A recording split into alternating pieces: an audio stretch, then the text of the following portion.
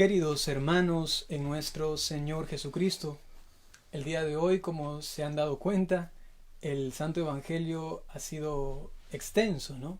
Porque nos ha contado todo un capítulo. Ustedes han escuchado todo el capítulo 9 del Evangelio de Juan. Así que cuando vayan a leer la Biblia ya pueden decir, ya me he leído todo un capítulo entero, ¿no? En esta Santa Misa se lo ha leído porque tiene mucho que decirnos, ¿no? También hay una forma más corta, pero prefiero leer la extensa porque pienso que ahora tenemos un poco de tiempo, ¿no? Estamos en nuestras casas y seguramente, según las leyes de cada estado, no podrán salir de sus hogares este día o va a ser muy restringido, ¿no? Así que como es el día del Señor, es bonito también darle tiempo. Es bonito también gastar el tiempo en Él. ¿Qué es lo que quisiera compartir el día de hoy con ustedes? Algo maravilloso, ¿no? Y son dos escenas o dos momentos de todo este evangelio que resulta realmente un poco extraño, ¿no? Pero a la vez es maravilloso. Me refiero primero a la pregunta de los discípulos a Jesús. Y segundo, me refiero a lo que Jesús le mandó hacer a este hombre ciego, ¿no? Esto va a ser maravilloso, así que les pido que presten mucha atención, ¿no? Dentro de la doctrina católica, nosotros contemplamos que todos nosotros somos pecadores y que el pecado, siguiendo también la doctrina de la Iglesia basada en Santo Tomás de Aquino, el pecado tiene dos impactos en nosotros. El primero es la culpa de ese pecado, ¿no? Es decir, ese hecho de sentirme tan mal por lo que he hecho, es la responsabilidad. En unas palabras, digamos, un poco más humanas, psicológicas, es el cargo de conciencia, ¿no? Es que yo fui culpable de eso. Cuando cometemos un pecado, entonces la primera o el primer impacto en nosotros o repercusión es la culpa. Ah, es mi culpa lo que hice, ¿no? Y luego hay un segundo impacto y es la pena. La pena es, digamos así, la herida que queda en nosotros por ese pecado cometido.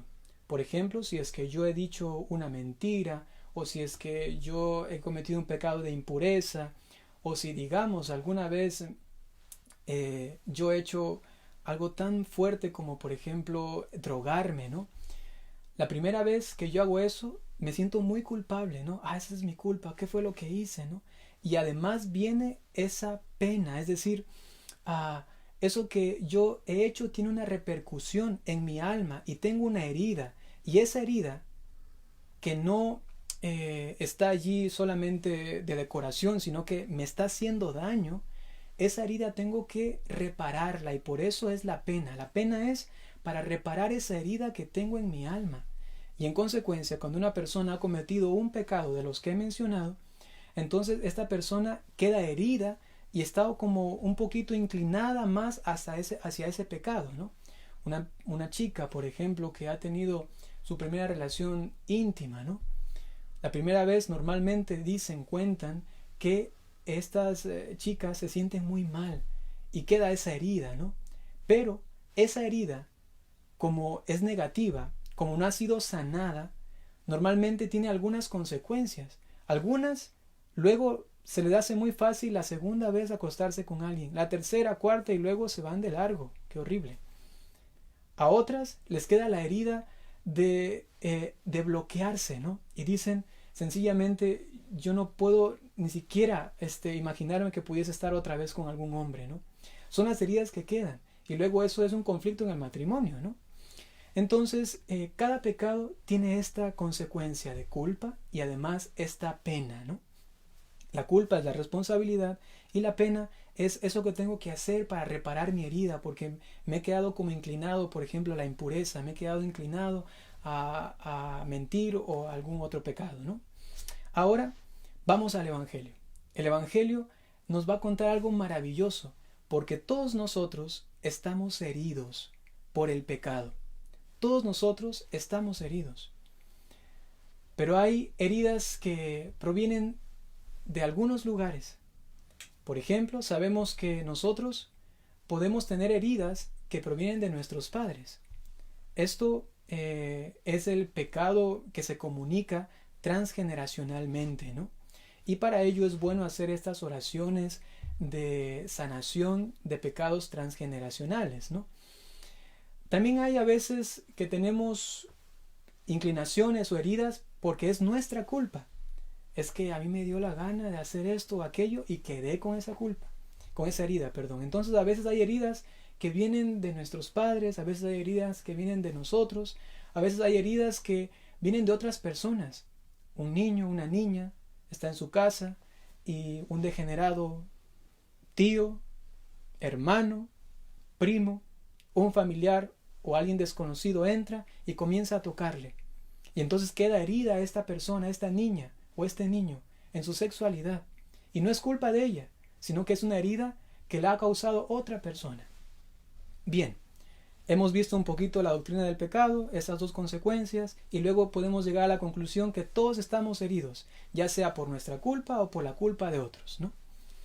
El Evangelio del día de hoy nos presenta una especie de alivio, de solución a todo este conflicto en el cual nosotros nos vemos envueltos, ¿no? Y es lo siguiente: está este ciego, ojo, ciego de nacimiento. Están los discípulos de Jesús y Jesús. Los discípulos de Jesús le preguntan: ¿acaso este está así por su pecado o está así por el pecado de sus padres, ¿no? Es la pregunta de los discípulos, que de paso se ha dicho, esa pregunta no tiene pies ni cabezas, porque no puede ser realmente culpa de él, porque él ha nacido así, ¿no? Entonces, ¿cómo le vamos a echar la culpa a él si ha nacido así, ¿no? ¿Puede ser de sus padres? Quizá, ¿no? Pero ¿qué es lo que responde Jesús? Eso es maravilloso en el Evangelio según San Juan.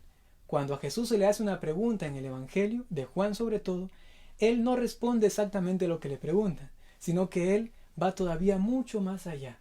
¿Se recuerdan cuando Nicodemo le pregunta acerca de la vida eterna o le comienza a halagar, ¿no? Jesús no responde a sus preguntas exactamente, sino que va más profundamente, ¿no?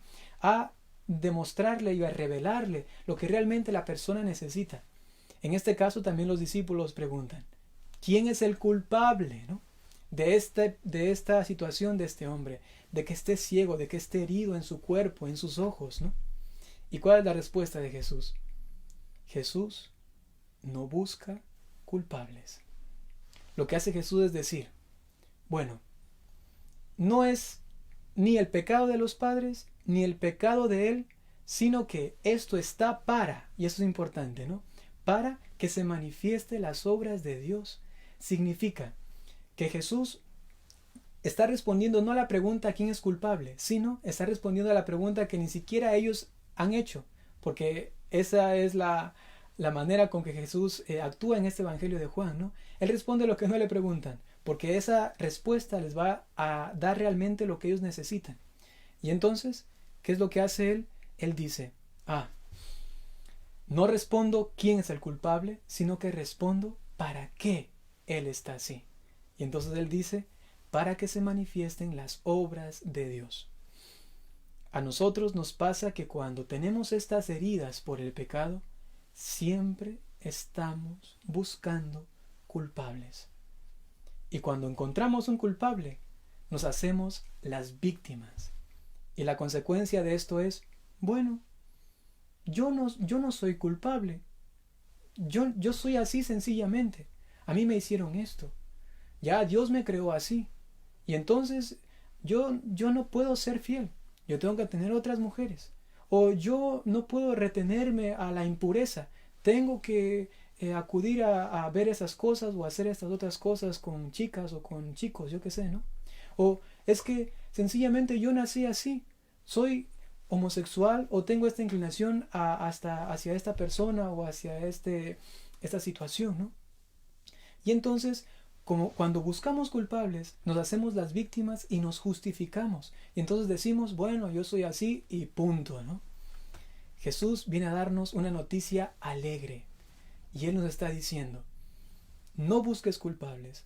Sencillamente reconoce que esa herida que tú tienes, esa situación lamentable de oscuridad, de sufrimiento, esa inclinación fuerte o pequeña que tienes hacia cierta situación indebida, se ha dado para dar gloria a Dios, porque las obras de Dios en la Biblia justamente significa la gloria de Dios.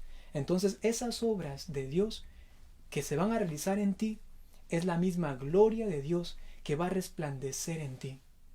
¿Y qué es lo que ocurre luego? Entonces, Dios, el Señor Jesús, lo va a catequizar, lo va a instruir para que este que es ciego, que no reconoce todavía al Mesías, no reconoce todavía al Dios verdadero, lo pueda reconocer. Y utiliza algunos símbolos, algunas señales, algunos signos, ¿no? Y entonces tenemos que utiliza, y aquí vienen también otras cosas un poco extrañas, ¿no? Primero, la pregunta de los discípulos extraña. Luego, otra cosa muy extraña o situación extraña es que Jesús, para sanar a este hombre, utiliza saliva, utiliza lodo, ¿no? Y además de que este hombre está ciego, todavía le pone, digamos así, como una carga más encima. Porque, ¿qué dice el texto bíblico? Que cuando le puso su saliva en la tierra, hizo lodo, ¿no? Barro, y le puso en los ojos. Y luego le dijo que se vaya a bañar, a lavar, a limpiar en estas aguas de Siloé, ¿no? ¿Se imaginan esa situación? Ya era ciego, ya tenía por qué avergonzarse, ¿no? Y además tenía que luego andar con barro, con suciedad en la cara, en los ojos. Y ustedes se imaginan cómo tuvo que pasar este hombre para llegar a estas aguas. ¿Te imaginas? Ciego y luego caminando y preguntando al uno y al otro, ¿es por aquí Siloé? ¿Es por aquí? Y la gente mirándole, ¿no? Además de ciego, haciendo el ridículo, ¿no? Y aquí viene el segundo punto. El Señor quiere que nosotros hagamos un proceso para que esas heridas que tenemos puedan darle gloria a Dios y además quedar sanos de ellas. ¿Y cómo se da esto? Pues de la siguiente manera. Jesús utiliza tierra y utiliza saliva. San Agustín y San Ambrosio explican esto de una manera también muy, muy bonita, ¿no? Y dicen que la saliva significa que sale de la boca de Jesús. Está intuyendo la palabra de Dios, está intuyendo lo que tenemos también en la Sagrada Escritura, que sale de la boca de Dios, ¿no? Y entonces, esta palabra que sale de la boca de Dios está simbolizada en la saliva. Y dice San Agustín que esta saliva representa al mismo Jesucristo, que saliendo de Dios, ¿no?, se une a la tierra. ¿Qué es la tierra? Nosotros, nuestra debilidad, justamente esta humanidad que está herida, y entra en ella, ¿no? Es la encarnación. Entra en ella y con nosotros asume también Jesucristo nuestras heridas. Es el pecado, es el Cordero de Dios que lleva el pecado del mundo. Y luego lo envía a Siloé. Siloé significa enviado. Y San Ambrosio dice, ¿quién es el enviado sino el mismo Jesucristo enviado por el Padre? Eso quiere decir que Jesucristo ha tomado nuestra naturaleza humana, se ha unido a nosotros, ha sido enviado por el Padre para purificarnos, y nosotros tenemos que llegar a esta fuente de sanidad que es Siloé, que es el enviado, que es Cristo, y Él nos puede sanar. Pero para hacer esto, Jesús lo pone a este hombre en una confrontación tan fuerte consigo mismo que lo lleva a la vergüenza prácticamente social. Y ocurre que este hombre tiene que hacer este acto de fe. Yo voy a afrontar esto y no me importa que todos se den cuenta y que todos piensen que estoy haciendo el ridículo. Yo voy a hacer algo maravilloso porque creo en esto que me ha dicho este hombre, ¿no? Y ocurre el milagro. ¿Qué queda para nosotros? Pues nosotros tenemos muchas heridas y a veces no queremos afrontarlas. Nos dan vergüenza. Queremos ocultarlas. Allí que nadie se dé cuenta. Allí solamente entre mi herida y yo. Aquí entre los dos estamos conversando y nada más. Y no vamos donde Jesús y le decimos, sí, realmente estoy enfermo de esto. Tengo este vicio. Tengo esta herida fuertemente. Y no vamos donde el sacerdote y nos abrimos a él y le decimos, necesito ayuda. Si quieres sanar una herida, entonces tienes que abrirla. Una vez que la abres, no te dé vergüenza hacer el ridículo, es decir, contarlo, decirlo, que se entere a alguien, para que Él te pueda ayudar. Recuerda que Dios ha enviado a sus ministros, a sus sacerdotes y misioneros, para que ellos puedan llevar la palabra sanadora, estas aguas, hasta tu propia vida y así quedar sano, ¿no? Vamos a pedir a nuestra Madre Santísima, la Virgen María, que nos dé la gracia de poder experimentar también el día de hoy estas aguas de Siloé. En otras palabras, esta agua ha dado luz, es decir, experimentar esta agua que limpia y a la vez ilumina. Este hombre al final tiene que dar gloria a Dios y reconoce al Mesías. Jesús le dice: ¿crees en el Hijo de Dios? ¿Crees en el que ha sido enviado por Dios, no? Y él dice: no lo conozco, no lo he visto. Con el que hablas, ese es. Y en ese momento, él reconoce a su Salvador. Y ya que ha quedado de él, un hombre sano, un hombre que ya tiene a su Dios, un hombre que ya tiene su reputación, porque ahora inclusive, si se dieron cuenta, les estaba predicando a los fariseos. Qué fuertemente ha actuado Dios en su vida, que se ha restablecido, ¿no? Y esto entroncamos justamente con este domingo, la alegría. ¿Acaso no existe mayor alegría que estar sano o ser por fin arrancado de estas garras, de estas heridas, de estas situaciones que en cada momento nos hacían antes como sufrir y daño? Pues cuando actúa Dios, su obra se realiza en nosotros y nosotros damos testimonio de Él. Y así todo el mundo que antes quizás se burlaba de nosotros va a poder decir: wow, ahora veo en esta persona, a pesar de su mal pasado, la gloria de Dios actuando en él. A esta buena madre le pedimos esta gracia y también nos entregamos a ella para que ella nos lleve también a estas aguas, a esta luz que nos sanan. Que así sea.